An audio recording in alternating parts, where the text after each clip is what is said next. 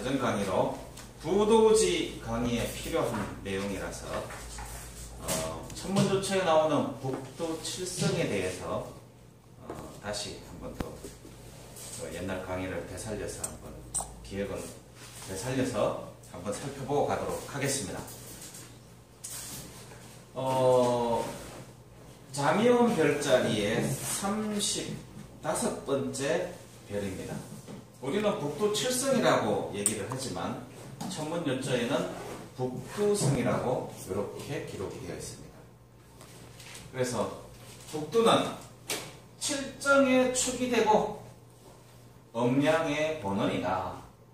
그러므로 하늘의 한가운데를 운행하여 사방을 제어함으로써 사실을 바르게 세우고 오행을 균일하게 하고 또 말하기를 임금의 상인이 호령하는 주체자 또 제왕의 수레가 된다 하니 운동하는 뜻을 취한 것이다.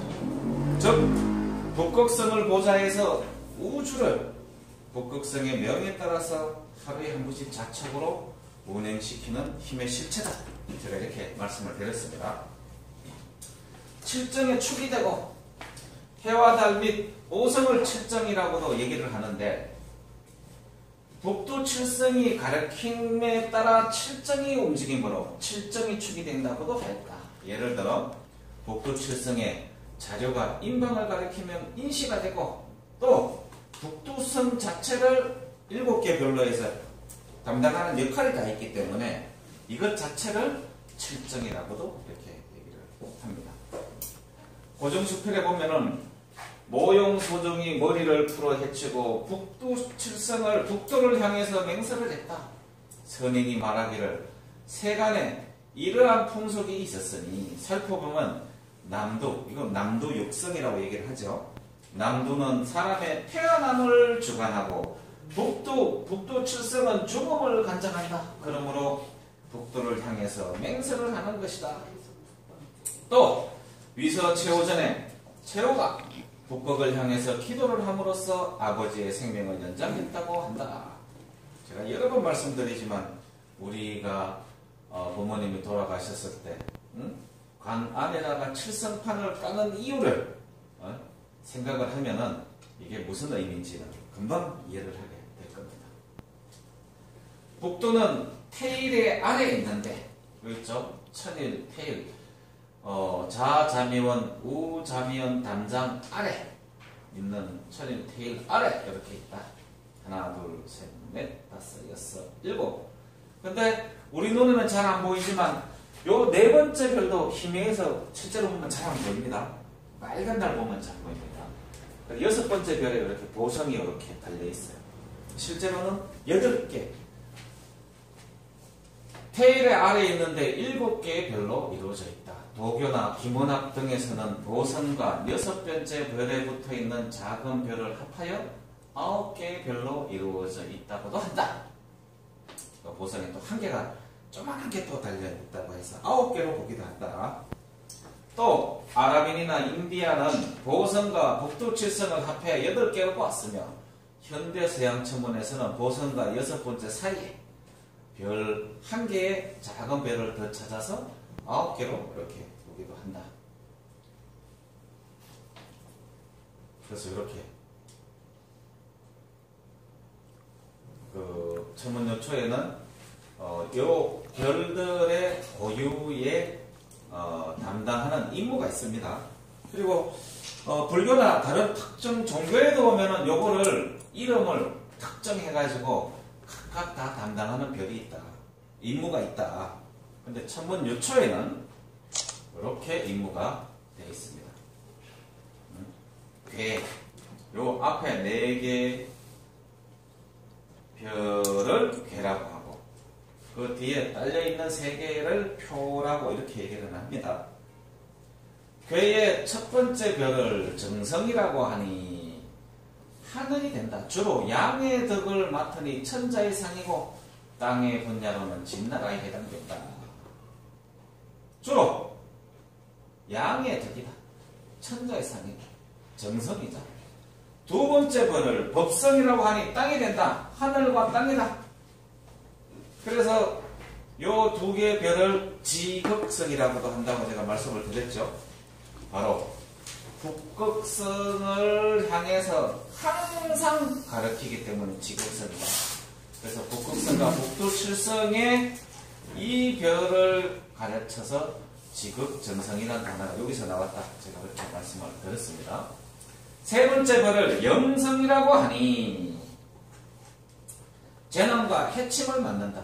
사람이 되고 오행으로는 화를 맡으며 양나라에 해당한다. 이거 뭡니까? 천지인이죠. 천지인. 네 번째 벌을 벌성이라고 하니 하늘의 이법으로 무도한 것을 치는 일을 한다. 화를 맡으며 양나라는 이거 뭡니까? 응징입니다. 응징. 쉽게 가면은 그냥 법을 집행하는 별. 네 번째 벌성이라고 하니 여기 하늘의 이법보다 무도한 것을 치는 일을 한다. 때가 되고 수를 맡으며 오나라에 해당한다. 다섯 번째 별을 설성이라고 하니 중앙을 맡아서 사방을 도우며 죄 있는 자를 죽이는 일을 한다. 엄이 되고 토를 주관하며 연나라에 해당한다. 마찬가지로 이거는 뭡니까? 그대로 보면 이제 형방 이렇게 되겠죠. 여섯 번째 별을 위성이라고 하니 하늘에 오곡을 저장하는 창고이다. 요리되고 목을 주관하며 조나라에 해당한다. 쉽게 얘기하면 이건 뭡니까? 경제 관련 별이다. 일곱 번째 별을 응성이라고 하니 병사에 관한 일을 맡는다. 성이 되고 금을 주관하며 제 나라에 해당한다. 이 병사는 뭡니까? 군사냐. 그러면 천, 지, 인, 응징. 이거는 형방.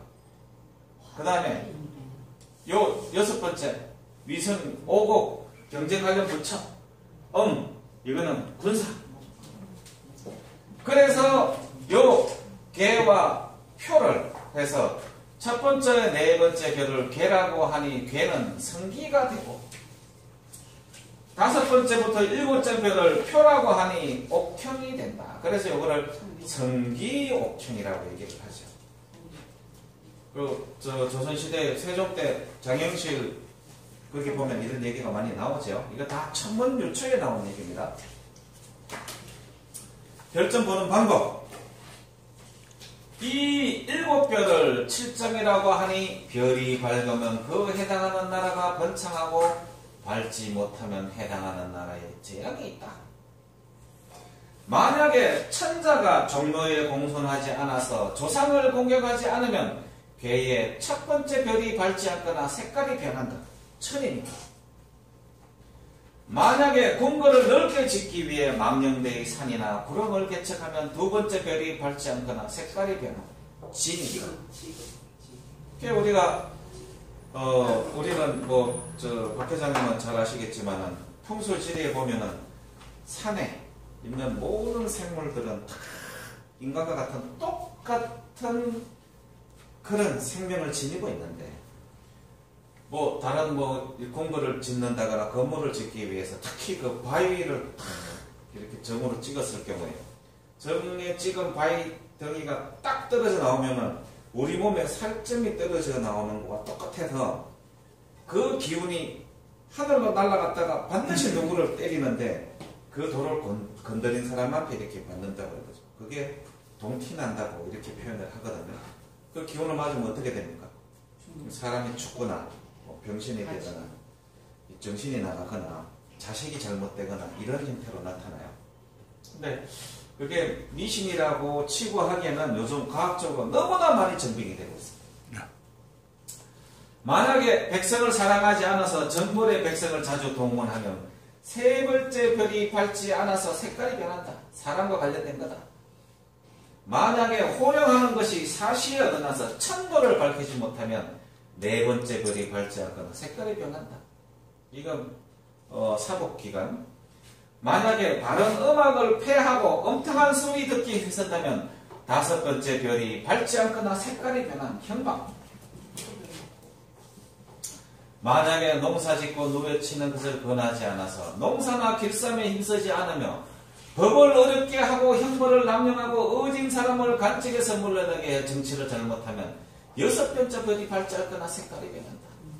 이 농장을 잘못했을 경우에 여섯 번째 별이 만약에 사방을 어루만지지 않아서 변방국가들과 중국이 불안하지만 일곱 번째 별이 밝지 않거나 색깔이 병사를 동원할 일이 생긴다.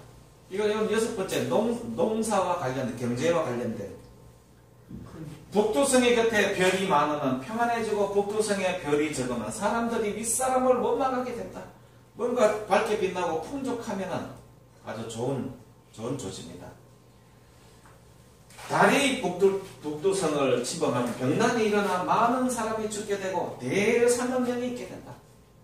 이거 뭐냐? 북극성과 자명 별자리 북두칠성에 일어나는 것은 우주 전반, 지구로 따지면 지구 전체에 영향을 미치는 조짐이다. 징후다. 별이 북두성을 거스르면 임금이 위태하게 된다. 별이 침범을 했는데 이렇게 역행한다는 얘기입니다. 혜성이 침범하면 임금이 바뀌게 되고 요성이 침범하면 외적의 침입이 있게 되고 꼬리별이 오게 되면 임금이 바뀐다. 별똥별이 침범을 하면 외적의 침입이 있고 떠돌이별이 객성이 침범하면 병난이 일어나고 오성이 침범하면 중국의 난리가 일어나 임금이 바뀌게 된다. 굉장히 안 좋은 큰 징후를 보여주는 조짐입니다.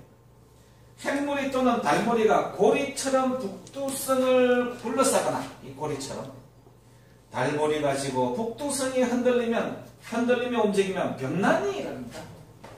임금을 보좌하는 비서실장이 햇무리나 달무리가 가려가지고 임금을 잘 볼 수 없게 되면 그 관계가 단절되잖아요. 그래서 두려운 이런 병난이 일어난다는 그런 얘기입니다. 보성은 북두성이 공을 이룰 수 있도록 돕는 일을 하니 성상의 상이다. 보성은 한 개별로 이루어졌고 북두칠성의 제6성인 계양이 앞에 있다. 보성은 밝은데 북두성이 밝지 못하면 신하는 강하고 임금은 약하게 되고 북두성이 밝은데 보성이 밝지 못하면 임금은 강하고 신하는 약하게 됩니다. 그러니까 보좌하는 별이니까 아마 그런 별점을 가지게 되는 것 같습니다. 그래서 이제 북두칠성에 가는 것은 이제 요 정도로 리마인더 교육을 하고요. 오늘은